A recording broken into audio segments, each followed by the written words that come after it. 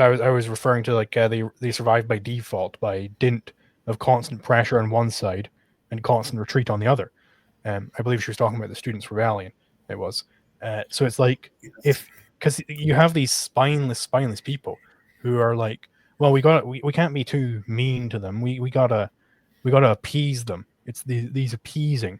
The second you appease these people, they gain ground, and then you're gonna have to appease them again, and then they'll gain more ground. You should never once ever appease these people, not a single time, because that's how you fail. Buy my novel, Escape from the Village, from major booksellers online. Go to escapevillage.com. Subscribe to the Substack. Go to fountainheadforum.substack.com. Support the forum. Go to buymeacoffee.com/fountainheadforum. Thank you. Welcome to the Party Pal. This is Fountainhead Forum 279. And returning is Liquid Zulu, our favorite Scot here on the Fountainhead Forum. Yeah, he's a smart guy in Scotland, which also gave us David Hume and some of those other brilliant thinkers of the Enlightenment. So he's a son of the Scottish Enlightenment. How are you doing? Yeah, I'm doing pretty good today. How about yourself? I'm doing fine. So anyway, I want to get into this whole the philosophical roots of liberty and why a philosophical base is necessary for liberty. I think one thing that has hamstringed our movement is the lack of a philosophical base. So what do you think is the philosophical base for liberty? So there are a lot of different ways that people have tried to get to, um, pardon me, sorry, some form of advocacy of liberty, some sort of libertarianism. I think the only proper one would be objectivism. Um, probably the closest we got before then would be something like the founding fathers of the US, who are, of course, coming from the line of John Locke and whatnot. But you definitely need something more Aristotelian, something more this worldly. Because if you don't have this worldly individualism, then you're not going to get any form of caring about the individual. I mean, even you look at the Marxists, they'll say, "Oh yeah, no, we're all for rights. We're all for, um, not violating people's rights, not doing any of these things." But they mean a completely different thing because they've got a collectivist metaphysics, which they got from David Hume. Sorry, not David Hume. Georg Hegel, right? I'm mixing up my H names there. So Yes, if you you have some definitely don't sort want to of mix those two. Yeah. yeah, if you have some sort of a collectivism like that, like I mean, just take Plato, right, where the really real thing is the form of man. It is the collective man rather than individual men. So if you're to try and come up with a theory of what rights there are, you're going to come up with a collective theory of rights because you care about the collective above the individual. So I think it really does have to be, uh, in the modern form, objectivism, if you want to have a proper foundation for libertarianism. I mostly agree.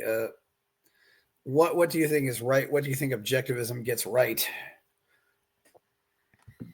Um, I think that the really crucial innovation from objectivism, as against everything else before it, is this consistent application and explicit identification of the primacy of existence.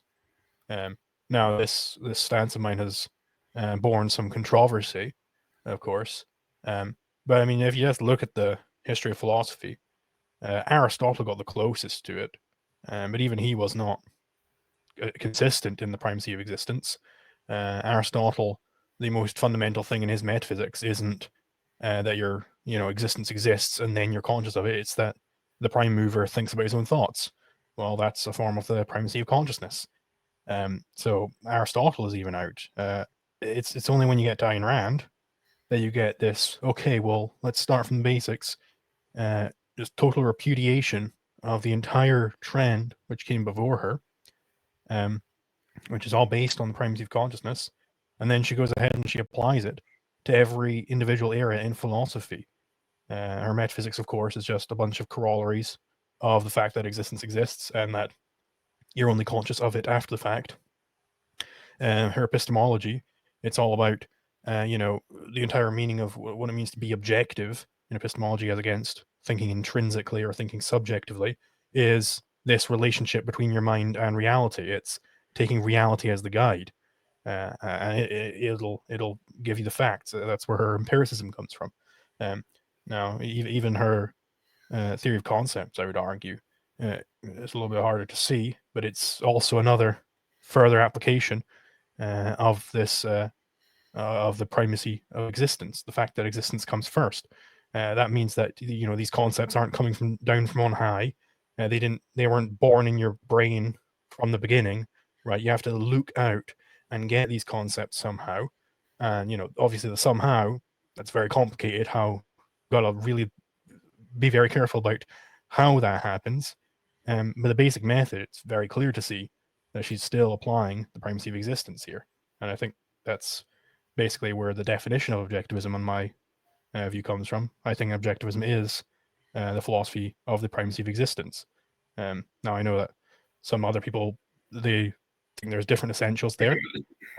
Even I think I was watching a Peikoff lecture a little bit ago where he thought the essential thing about objectivism was the theory of concepts. So he goes right up into the epistemology. I'm not so sure about that, but I think I definitely agree with him there that there is something essential to objectivism at the very least.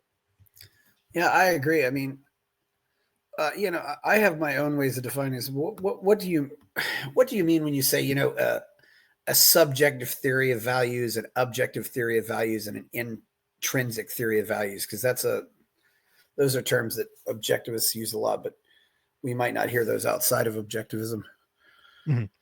So this is basically throughout the history of philosophy, almost entirely, you've got this sort of false alternative where either things are out there or they're in here. And Ayn Rand goes, well, let's think about are those the only two options? What about it's just there's a relationship between your mind and it's recognizing something out there. That would be what she would call objective. Normally, a lot of other places, objective is taken to mean mind independent, i.e., it has nothing to do with the mind. There are legitimate senses to talk about mind dependence and mind independence. Obviously there are some a concept that depends on your mind to exist, right? The sense in which it exists is that it is existing in your mind, something like that. So that's a legitimate sense to talk about it. But the way she really highlights this trichotomy is by saying, all right, well, intrinsic, that means it's just something out there which impinges upon you, and you're just, almost passive to it. Subjective, she would define as being where it's just purely in here and it has no relationship to the outside reality. Where she would define objective as your mind relating to some fact of reality, your mind recognizing something about reality. So to take this into the realm of ethics with values, because I believe that's what you were asking about, uh, she would say that intrinsic theory of value would be something like, um, pardon me, a religious viewpoint where God said, these are the 10 Commandments, therefore you got to follow them. Those are just the laws in nature, and they're just orders given to you, and they have no relationship to you or your mind or the requirements of your survival. They're just rules that you just got to follow because that's just what you got to do. Whereas a subjective theory of value would say something more along the lines of, well, value isn't actually really, it has no connection to outside. It's just whatever the hell you want it to be. If I want to, shoot up heroin, if I want to, kill people or whatever it is, then it is the case that I should be doing that. Then that is a value to me, because it's all just in here. It's all just whims. That was her term. It was whim worship. It has no relationship to outside. That would be subjective. Whereas her theory of value, and this is elaborated on, by Peikoff in his Fact and Value essay, is that A value is it's both. It's related both to you and your life and to the outside world. It is a recognition of some fact, given the fact that you are alive and you've got certain requirements for your uh, continued flourishing in order to live the good life. So that is a recognition of your brain of some fact out there for you to pursue. Value is that which man acts to gain and or keep, was her definition. Yeah.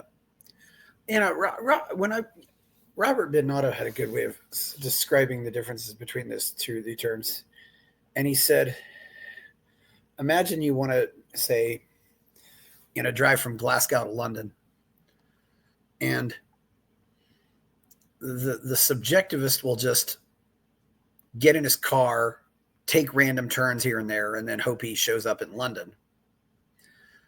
The intrinsicist will get a map, and he'll just spend 12 hours studying the map, and he'll just keep studying the map. And the objectivist will take a few minutes to look at the map and then figure out what way to go and then just go." Mm-hmm. Yeah, I'm glad you like that analogy. I like that too. Yep. It is, and there seems to be this sometimes I've noticed there's a separation of action and beliefs. I mean, it's like asking the question, why is Joseph Stalin evil? And well, I don't believe that believing in communism is evil, but I think the primary evil is that he was, was responsible for the deaths of 7 or 8 million or 20 million people. Mm-hmm. So it's not the beliefs; it's it's the actions from those beliefs. Yeah, it's sort of like, to build on the analogy you brought up with, driving from Glasgow to London. It's sort of like, have you seen that episode of The Office where the Michael Scott is just following the GPS in his car? He's like, no, it says there's a road here. It says there's a road here. And he just goes down and he drives into a lake. Yeah. It's like, okay, well, I'm just going to follow these rules, even though I can clearly see that they're contradicting reality here. And it is, reality is the ultimate avenger. It's gonna, you might dream up these rules, but if they don't actually work, if they're not correct principles, then it's not gonna fly. Reality will not allow you to make contradictions true. Yeah, and the bridge collapsed 2 hours ago. Oh, we're going to keep driving anyway. It's like, no, the bridge is out though. Well, yeah, that kind of thing. Yes, it is something. That is a good analogy. And you'll end up with people who get very focused on that and can be very rigid. I mean, so you thought Aristotle came up with that, but then where do you think the Enlightenment succeeded, and where do you think it failed? So I think the Enlightenment is largely a trend away from Aristotle. It is you get definitely a lot better in the Renaissance than what you had before.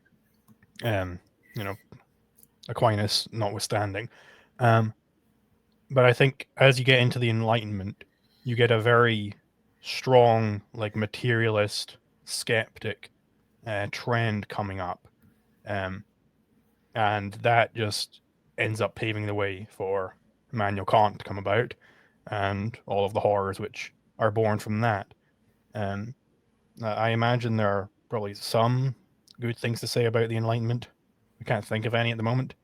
But I think the big underscore point of the Enlightenment is skepticism, which is just a philosophical bust in my view. That's interesting. So you don't think there are really any heroes in the Enlightenment at all? It's just, you said it all just brought in too much skepticism. I mean, there might be. I'm sure there are plenty of heroic people who lived around that time. Yeah. But I think the big achievement of the Enlightenment is not anything heroic. I don't think it is turning more towards Aristotle. I think it's the big achievement of the Enlightenment is this trend towards materialism, towards skepticism. Yeah. What do you think? I mean, what is your definition of skepticism, and what do you think's wrong with skepticism? Because obviously, if somebody comes up to me and says, I got this investment and I'll turn your $100 into $100 million in a week, I'm going to be skeptical and say, no, I don't believe this. Can you offer me more proof? But where does skepticism go wrong? Sure. So that's like, there are sort of different ways in which you might use the term. So like the sense you're using it in is like just lacking a belief about something in particular. Yes. And that's perfectly legitimate. It's perfectly legitimate to be skeptical if somebody comes along with some highfalutin claim. Um, what skepticism as the philosophy does is it takes this and applies it as a general principle that you should distrust whatever it is that comes in. It takes this and makes it the epistemology. So one example would be the method of Cartesian doubt, where Descartes said that the way to gain certainty was by first doubting everything, because you might have made an error. You might have a good syllogism set up, but what if you made a mistake in doing the syllogism, or you made a mistake in verifying one of the premises, or whatever? You made some error there, but then that is treating error as being more primary than non-error, i.e., truth. But error means a deviation from truth, right? So it's a stolen concept fallacy. You don't get to the concept of error until you have things that you know for sure. And Yeah. then this ends up in the probably most, at least as far as the Enlightenment is concerned, extreme form with David Hume's epistemology, where you can't know literally anything. Because I mean, they used to have the cop out of, well, maybe we know some things with some probability of it being true. Like, I am 99% sure that the sky is blue. Well, then you're only going to be some percentage sure of that. And then you're only going to be some percentage sure of that, and then so on and so forth. And then you got an infinite regress of probabilities, but that goes to zero. So you can't have any knowledge if all you have is probability. You first need certainty to get to probability. And this was David Hume's argument, and it's entirely correct. It leads to just no knowledge at all, ever, which then, of course, opens the door for Immanuel Kant to say, of course, you have no knowledge of the world of things in themselves. You only have knowledge of the world you made up. And Hegel says, well, if you have no knowledge of this thing, how are you talking about it, Kant? So we're going to get rid of that. And then all you have is the insight here. And that is how skepticism led to this horrible, destructive wave, which then followed. It's a big shame. That is interesting. This is maybe the first time we've ever talked about Immanuel Kant on here. What can you tell us about Kant? He was the German philosopher of the late 1700s. Well, actually, in Königsberg, which is now almost part of Russia and Poland. But yeah, what can you tell us about Kant? Because certainly he's very much considered important in philosophy, and that's Kant for people who may want to look it up. Yes, so basically his whole philosophical project is that throughout the Renaissance leading into the Enlightenment, the role of God has been slowly shrinking, because all these, take the Enlightenment, all these materialists and skeptics and everything are coming along and poking holes in all of these Christian arguments, saying that there's a God and everything. And Kant doesn't like this. He was a very religious man, and he went, well, okay, here's what the problem is that all these religious people, they're relying on reason to try and prove God. So I'm going to separate reason from reality, so that, sure, you might come up with the best, most reasoned argument in the world about how there isn't a God and how we're all wrong. But that only applies to the phenomenal world, the world of thoughts, basically, the world you make up in your head. That's where reason applies to, and I can get into that in a moment. But God is still, I still have faith that God is out there in the world of things in themselves. That is his big philosophical project. He is trying to separate reality from reason in order to save faith. He has a quote along those lines. So, why does he say this? He says this because basically he believes that there are these certain processing mechanisms in your brain. He has really big, long, I mean, he's classic rationalist, very big, long, very crazy arguments to back up everything. He believes that there are these certain processing mechanisms in your brain which condition the whatever it is, and I can get into that as well, coming in from the world of things in themselves. So it's almost like this is Peikoff's analogy. It would be like if you had a pair of blue spectacles on, and so it doesn't matter what kind of light is coming into your eyes, you're just going to see blue light, and that is like a certain lens that you've got.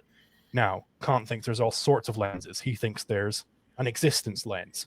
So the category of existence, a thing existing, he thinks that is just a subjective category that you're imposing upon the world. Okay, and then he thinks there's also an identity one and a causality one. So if you think there's causality out there, that's just another lens. Now, what is the well, at least one problem with this is he talks about the world of things in themselves. Now, what are things? Well, that's quantity, but quantity is one of these lenses. So quantity could only ever apply to the phenomenal world, the world of things as you think them up. So he can't say the noumenal world, the world out there, is the world of things in themselves. Well, what about thing? Well, just thing when you're talking about something noumenal. Well, that also doesn't work because existence, thing means existence, and existence is one of these lenses that you're just making up. So it's not a thing. Maybe you just say that. Well, that's identity. That's another lens. Maybe you say whatever it is, who knows? It somehow causes me to, it goes through these lenses and causes these impressions. But hold on, causality is another lens. And this is all why Hegel comes along and just goes, you know what?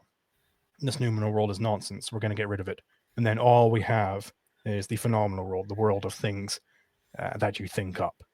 And that is the big achievement of Immanuel Kant, is to destroy reality. Yeah, there are things, that we talk about lenses, because I've noticed, for example, some people tend to be very visual and some people tend to be very auditory. Now, if those two people watch a movie, the visual person might notice all the clothes and the costumes in the movie.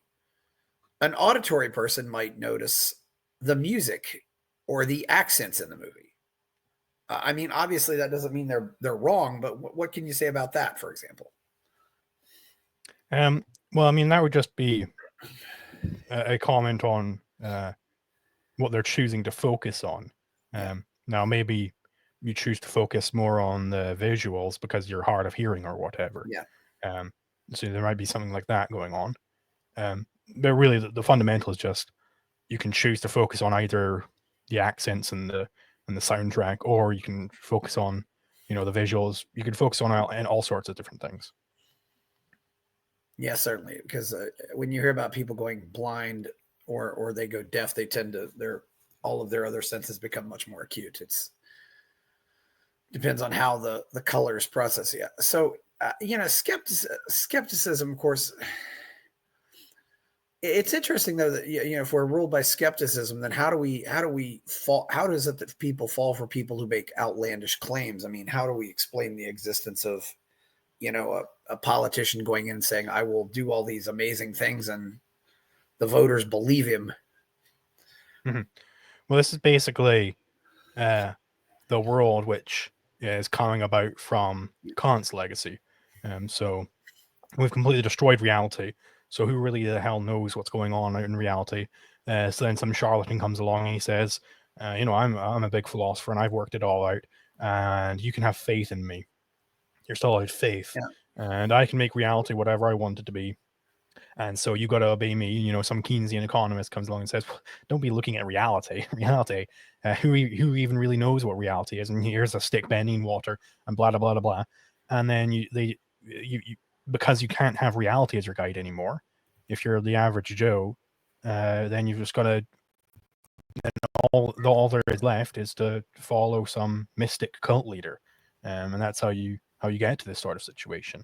Um, uh, that's basically the whole big trend of the 19th and 20th century is, well, okay, if reality, we don't know anything about it, reality sucks, who cares about it anyway? We're just going to be like practical. It's practical to trust these leaders and whatnot. That's the pragmatist school, of course. Yes, of course, and I do think are things that we sometimes do. People don't seem to understand what reality is. I mean, okay, I open up my refrigerator and I say to myself, that refrigerator's cold. Is that reality? Well, what happens, for example, if somebody is visiting and he happens to be from the planet Neptune? Granted, I don't know anybody from Neptune, but this is just a hypothetical situation. Is he going to think that refrigerator's cold? Because Neptune is so far out there that it's probably colder, that there are places on Neptune that are colder than any place on Earth. I mean, maybe he'll think it's warm. These things are about perspective sometimes. Sure, that's when if you were to open your refrigerator and say that's cold, clearly there is no absolute which means cold. It is a relative measure. It's specifically what is called an interval measure in data science. So it is, you're relating it to something else. So it is cold in relation to my hand, or it is cold in relation to the room around it. And maybe the Neptunian will come along and he'll say it's really hot compared to my home back there. Of course, the whole room would be searingly hot for him anyway. So I'm not sure whether he'd be able to Yes, it would be. tell Yes. differences. Yeah. So there is still reality out there. It's still relating to some fact of reality. It's just it's a relative measure based on cold compared to what. That's the classic economist saying, it's compared to what. Yeah, you end up, and you realize also that really doesn't mean anything. I had an exchange with my buddy years ago, and he was traveling, and this was again, it was quite a while ago, but I got, I was on the phone and said, "How much is gas down there?" He said, "It's high." I said, "Okay, how much is gas down there?" I said, "It's high." And then I said, "Okay, how much is gas down there?" He said, "Oh, it's about $1.20." I said, "Okay," because for me, those first two answers meant absolutely nothing. He wasn't telling me how much gas was. He was telling me his opinion about the price of gas. But then when he said it's about $1.20, he was actually giving me information that I could use, and I could make a decision. Well, maybe that is high, maybe it isn't high, but yeah. So then the relation to the refrigerator example would be the temperature of my refrigerator is 5 degrees centigrade, or however many Kelvin, right? Yeah. I mean, and that really is one of the remarkable things about humans that separate them from other creatures, is that we are able to count and measure things.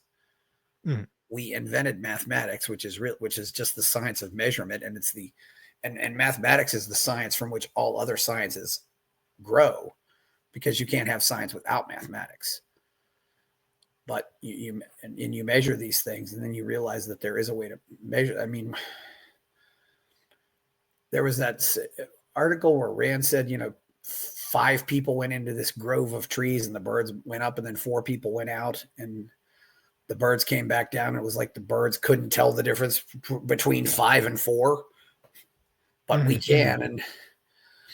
And maybe not maybe not literally, but we can even conceptualize the difference between 5 million and 1 versus 5 million and 2. It's really not worth considering, but there is a difference there. Or the difference between 1/10 and 1/10.01 and 0.02. Yeah, this is like a concept in a Yeah. in Rand's epistemology referred to like it's called like a crow epistemology, where um you can hold a certain amount of information in your head at a given time. You can focus on a certain amount of things, and that is like the limit that animals are at. They don't because they don't have a conceptual faculty. So the crows, they might be able to keep track of 4 people in the grove, but if 500 came in and 200 came out, they'd have no fucking clue how to keep track of Yeah. that. But a human could, because they could keep counting them off one by one, and a human could like figure out what the distance between the Earth and the Moon is and plan a rocket trip. You can't do that without concepts, because concepts allow you to abstract away from particulars, which is, I saw these 5 particular people going to the grove, and I can keep track of them in my head. It just allows you Yeah. to. I don't care which specific people went in. I'm just keeping track of a number in my head. And I don't know if this is the case in Britain, but you go into banks or credit unions or some stores, they will have a little thing on the door that kind of measures people's height. And so if they're, somebody robs the store, robs the bank, and they're on their way out, they can see that person and see, okay. So then when the police ask for a description, because the police will ask, how tall was the guy, or how tall was the robber? And if you just say, oh, he was really tall, it's like, what does that mean? Mm-hmm. But I say, oh, he was about 2 meters, okay, or 1.7 meters or something like that. Yeah, so, Mm-hmm. or it's still feet here. Yeah, so it does become something that's meaningful, because especially with a lot of things like that, there's definitely many different perspectives. I mean, whether people be tall or short. So where do you? So you think Rand completes all of this? But I should ask, can you tell us a little bit more about Hegel? Because Hegel was, and for people out there, that's Hegel. Hegel really is opened up a can of worms for a lot of horrible things in many different ways. Mm-hmm. Yes, so I will put a disclaimer on this. It is already um, very difficult to read Kant, because you'll have like a whole paragraph which is like one sentence long with like a million different clauses. Yes. So Kant is already one of the more challenging authors to read because he's very, very obtuse. Hegel is Yes. worse than that. Hegel is even harder to understand. And this is all very deliberate, by the way, Yeah. because it's what I call philosophies. They're not speaking English; they're speaking philosophies to try They're and like trying to confuse enchant people, you. but Exactly, because if they confused you, they may be able to get these things past you, right? Um, I should ask so though. These are German writers, so you're not hmm, reading the originals. You're reading translations. sure, that's true. Okay. Yeah. Um, but I haven't found anybody who's made a translation which is good yet. Okay, yeah, So I don't know German at all. I mean, I'd be curious to get what a German speaker would say about these people. But yes, okay, mhm. go on, please. So someone like Hegel. So Hegel, as we've established, he basically his project is we'll throw out this noumenal world, so all you have is the phenomenal world. Uh, this is the start of the big boon to idealism.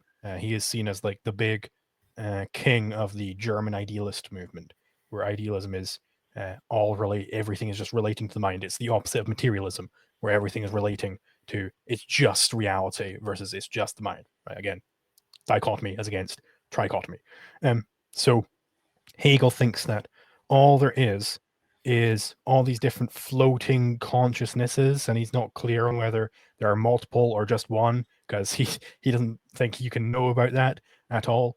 And these consciousnesses, they are kind of thinking up reality, and it'll go through some inexorable progression through what he calls the dialectic process, which I can get into in a moment, and eventually it terminates in what is called the absolute, and that is with a capital A, like how you'd capitalize the G in God, which can already gives you a hint as to what this kind of thinking's like.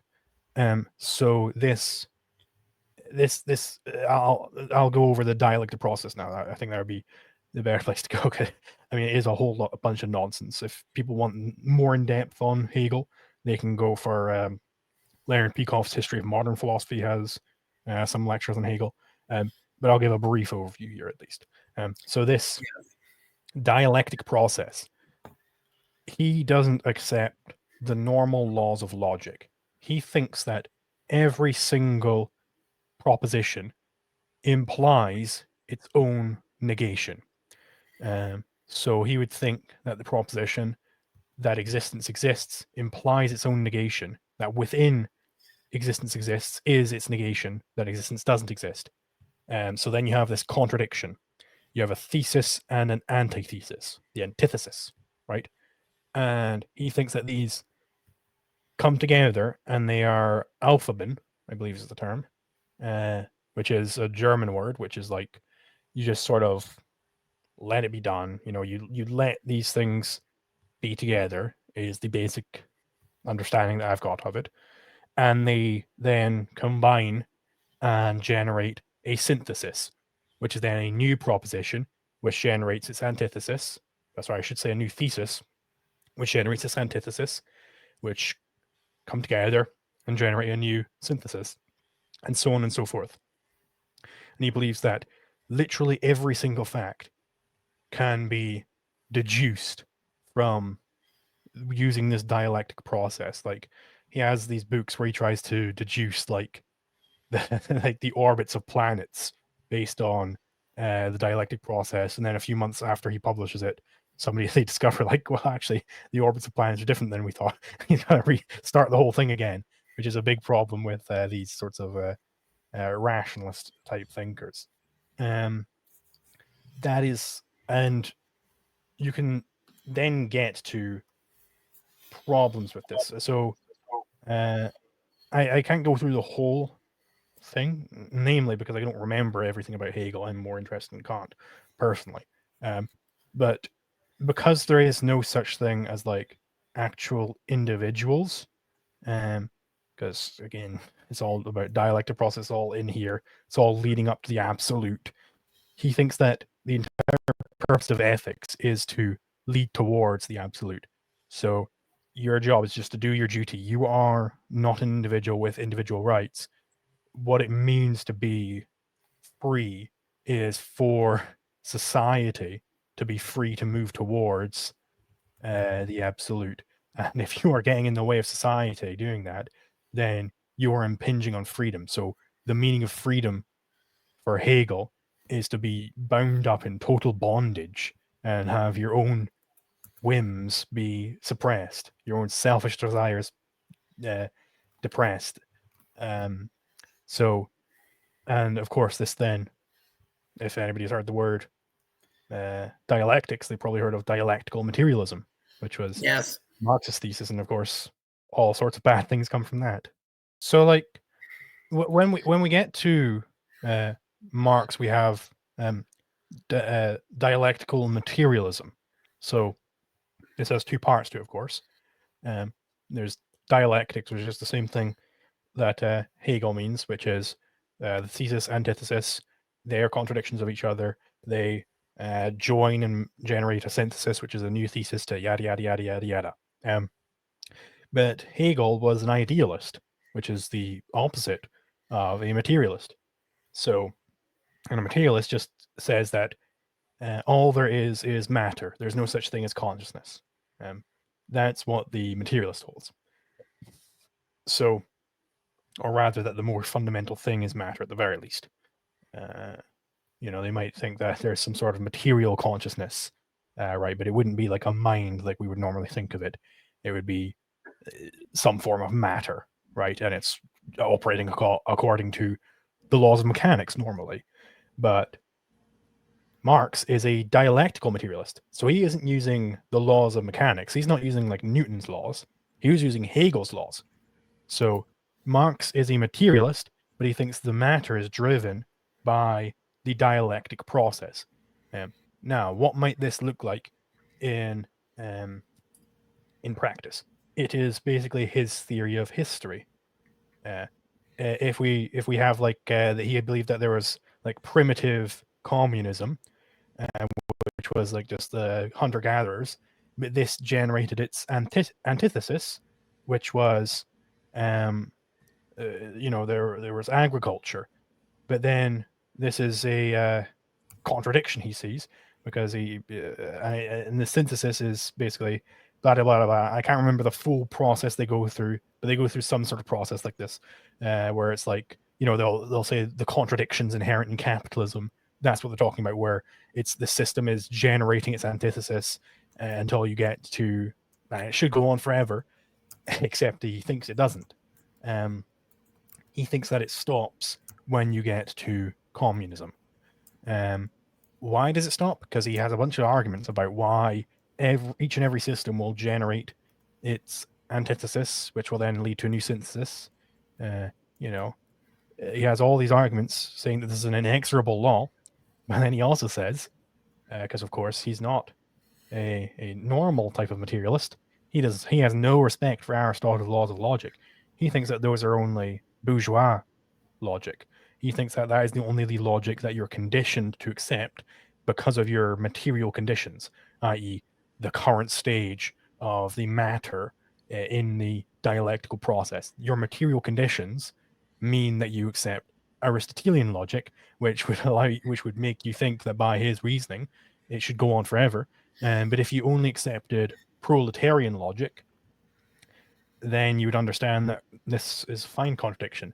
It's fine to have this contradiction, that this is a thing which has to go on forever, and which stops when you get to communism.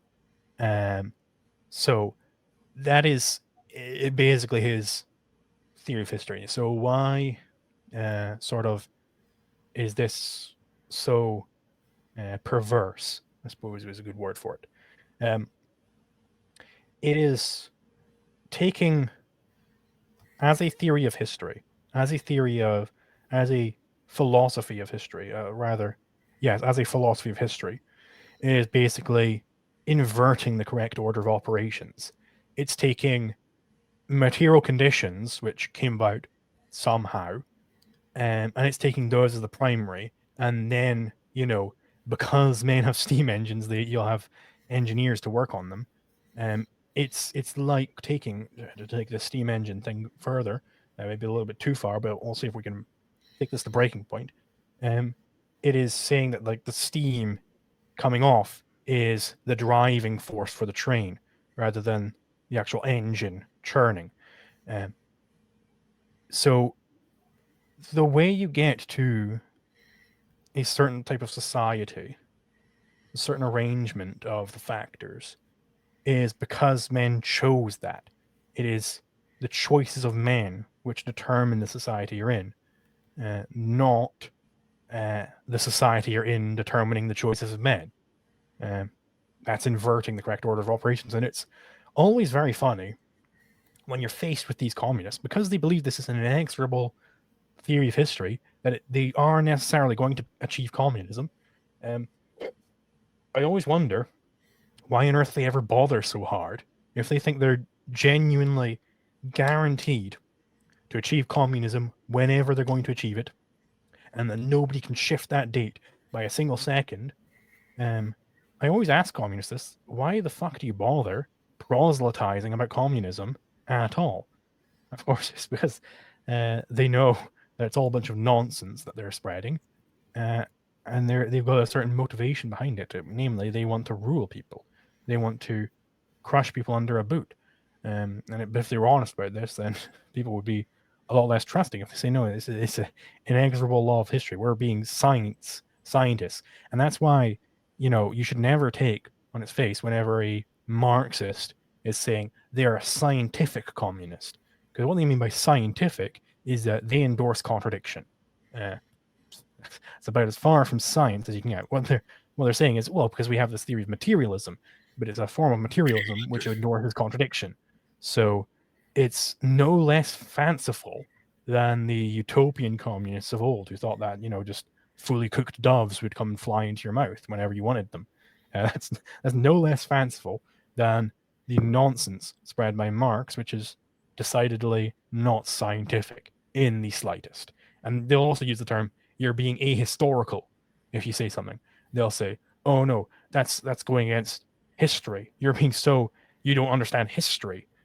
When you hear a Marxist talking about history, again, they're talking about dialectical materialism.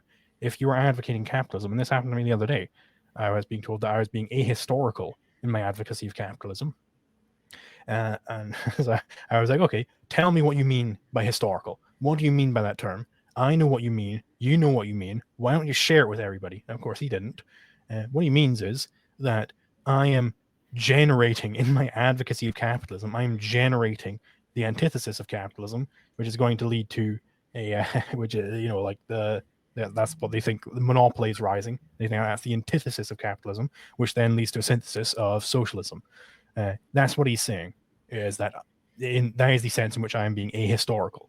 And another gotcha, I suppose you can go for them, is that if they are being honest about what they believe, if they truly believe that, then based on my material conditions, I am just necessarily going to always be a capitalist, and there's not a thing about me that I can make no choices. I could never be convinced to not be a capitalist. So why the fuck do they bother trying to convince me? Why bother trying to convince anybody? Because you could never ever convince anybody. The material conditions are the fundamental. So the material conditions will just churn along, and you have to do no convincing. This is like a corollary of the point of why they bother doing any praxis. Right? Like, it really highlights just how dishonest these people are. None of them actually fucking believe anything they say, or else they would just they just get to work, I suppose. They wouldn't bother doing anything. How does this survive? So what motivates anybody to believe in this Marxism? It's just I was 18 when and I've said it so many times. I was 18 when the Berlin Wall fell, and we didn't still think it would be alive. Now, what do you think motivates anybody to be one of these? I don't get it. Do they just hate? Are they stupid, or do they hate humanity? I don't see how it can be any other option. So I think it is that they hate humanity. Specifically, they hate the good in humanity. This is Rand's definition of envy, where she's using it in a specific sense, meaning hatred of the good for being the good. So this is the reason why it's able to flourish and grow and metastasize into this new form of, people call it wokeness or whatever. It's basically intersectionalism, which is applying Marxist class theory to every intersection you could possibly have. Yeah. And so the reason why it can survive, why it hasn't died off, is because there was no counter to it present in philosophy. So it's like, if you don't have anybody bringing back Aristotle, then you're just going to keep moving further and further in this direction, because the milquetoast conservatism can't withstand that, because it has no argument against it. You need an argument against it, which isn't just these crazy loony lefties. That's not enough, right? You need an actual to identify and attack the underpinning philosophy and the mistakes they're making. Until you got that with Ayn Rand, you don't get any pushback. This is like one of the quotes she has. I believe it's somewhere in Return of the Primitive, where she says that they survived by. Yes. I was referring to they survived by default, by dint of constant pressure on one side and constant retreat on the other. I believe she was talking about the Students' Rebellion. It was. So it's like, because you have these spineless people who are like, well, we can't be too mean to them. We gotta appease them. It's these appeasing. The second you appease these people, they gain ground, and then you're gonna have to appease them again, and then they'll gain more ground. You should never once ever appease these people, not a single time, because that's how you fail, basically. Yeah, that is how you fail. In some cases, it does, and we've seen that play out with the opponents of socialism, who really, socialism was never really. I don't think it's ever really been that popular, but Well, really, it's more popular than it ever has been, but it only gained ground because of as Grant said, the philosophical default of their opponents. I mean, yeah, there's really, I mean, what else is there possibly, to fight this? I mean, maybe Jordan Peterson, but I think Rand has her own failings as well. Well, I fix Rand's failing, so we're good to go, I think. Um, but I think you did touch on an important point there, which is that you know you're talking about like the socialism and how there is no opposition, but like I mean, take these conservatives, um, the Yes. socialists, the out and about socialists, they're not preaching anything fundamentally different to what the conservatives have been preaching their whole lives. The conservatives say you need to be charitable, you need to give up more of yourself to others, you need to help out the underprivileged one third of the nation, as it were. Um, or you gotta go to church on Sunday and you gotta be altruistic when you're in church on Sunday. Oh, the communists, they just want to make every day Sunday.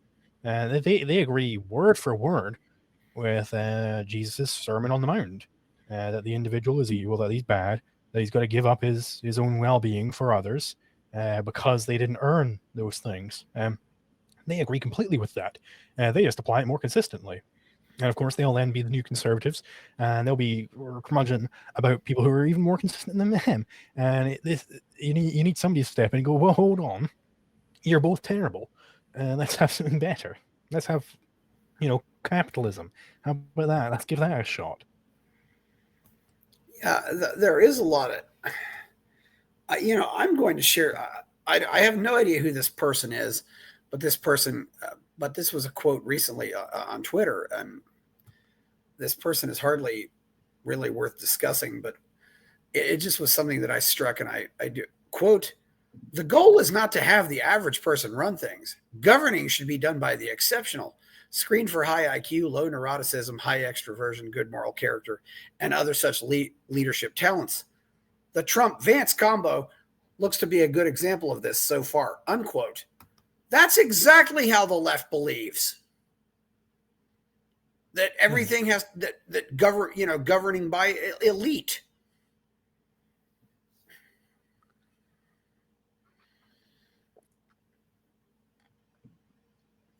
And I'm just and government by elite or government by the best is a fantasy.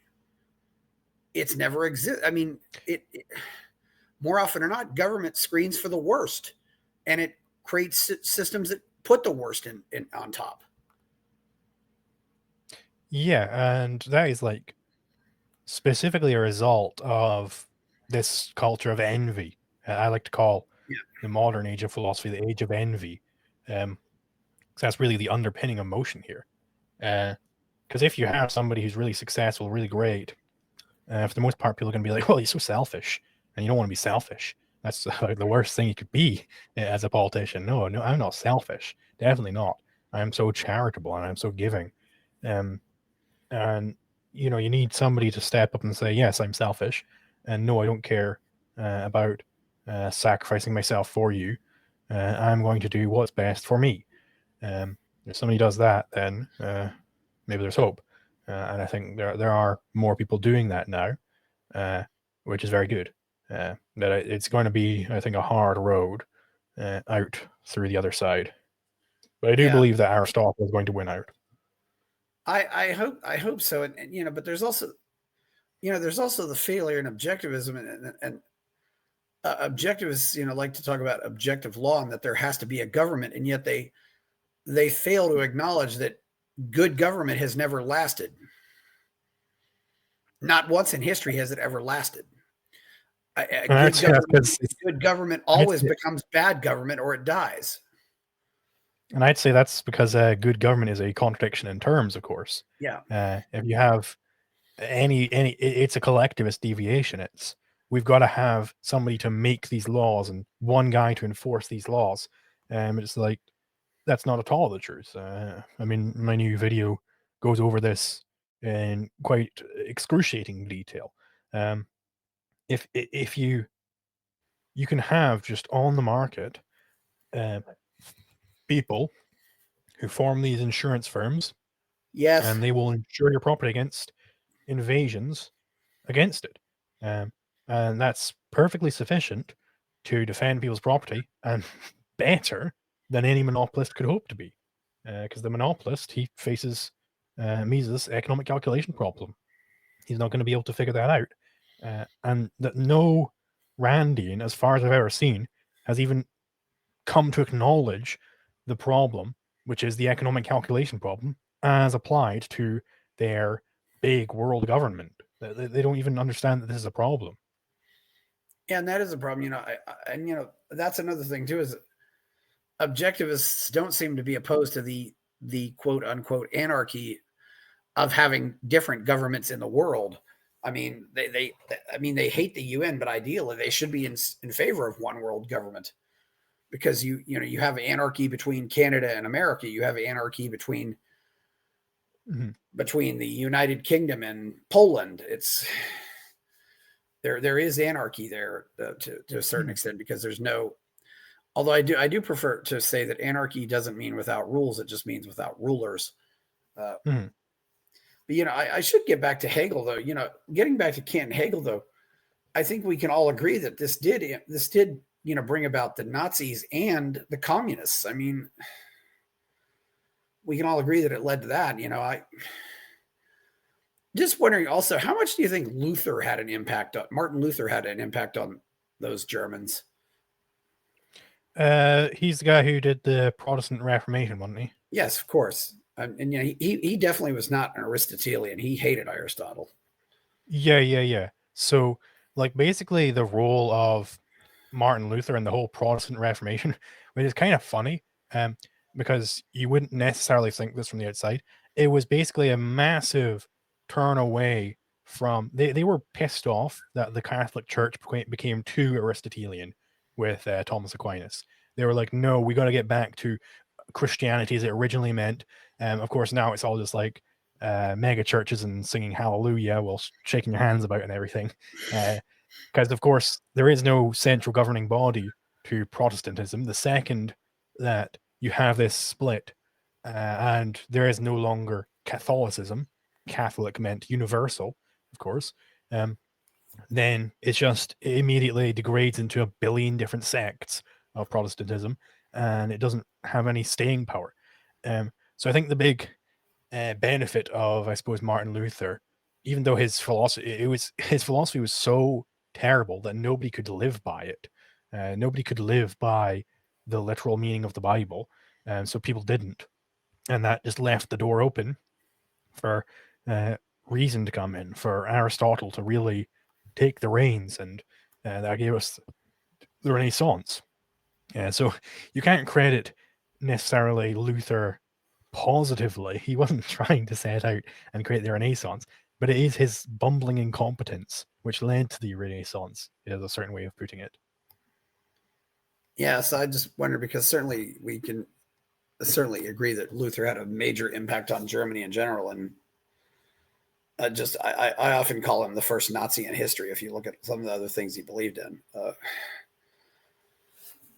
then of course we end up with the communists in Russia, the communists taking over the Russian Empire and then taking over everywhere else, and we're still dealing with all this. Getting back to the, Hegel influenced the Nazis. He influenced the Russians, the communists. All this took over. It really created a lot of misery everywhere. And as you said, there's no counter to all this. I should ask, how does Rousseau fit into all of this?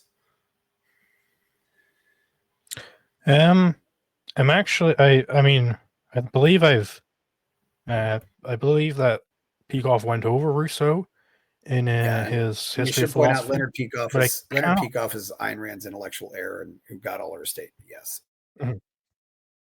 Yes, but I don't actually remember what the thrust of Rousseau's philosophy was. So forgive me, I won't be able to comment too much on that one. Okay, yes, certainly. So Rousseau, and what about, and from there though, what would you have to say about Nietzsche, or Friedrich Nietzsche? Yeah. So Nietzsche's a bit of a mixed bag. He seems to go through various different phases in his philosophy. Some of them are a little bit better in different areas, worse in different areas, and so on and so forth. Um, he does have uh, some very good writing on individualism and egoism and everything. But his idea of egoism is a package deal. So this is a term from Ayn Rand, where it's you are patching together, you're collecting together into one big bundle uh, concepts which differ uh, either in true status or importance or value or whatever. So he is bundling together in his concept of the ideal man, both that he's selfish and that he's dominating other people. Because he believed that to be self-interested meant to be disinterested in others, that you wanted to destroy others. Um, you see this also with Stirner. So Nietzsche, he has some when he's treating man when he's looking at the one side of the package, which is being self-interested. He has some very good writing on that, and you will find some of the most uh, incredible denunciations of the religious viewpoint present in Nietzsche. But then on the other hand, when he's talking about the other side of the package, which is to dominate others, it's all very, very terrible. Um, so you can get some good things out of Nietzsche, and you can because Nietzsche is such a mixed bag, you can get a lot of things. You can get a lot of different interpretations out of Nietzsche. He's not really one of these philosophers where he builds up a big system and it's all interconnected and consistent and everything. Nietzsche's definitely not a system builder. He's more of like an eclectic. Let's comment on all these different issues. Of course, he's coming in an era after Hegel, and it's like not clear if you can if anything's real or anything. So you can just kind of go crazy in that era. And Nietzsche does definitely go crazy in some places. But that definitely he does have some good aspects to him. I won't completely write off everything that Nietzsche's ever written. Well, to his credit, also, I think Nietzsche got communism exactly right. He predicted that it would result in a bloodbath, and it did. Uh, Mhm. and he certainly was not much of a fan of Christianity at all. Uh, do you think do you think do you think religion is necessary, or can people live without? Because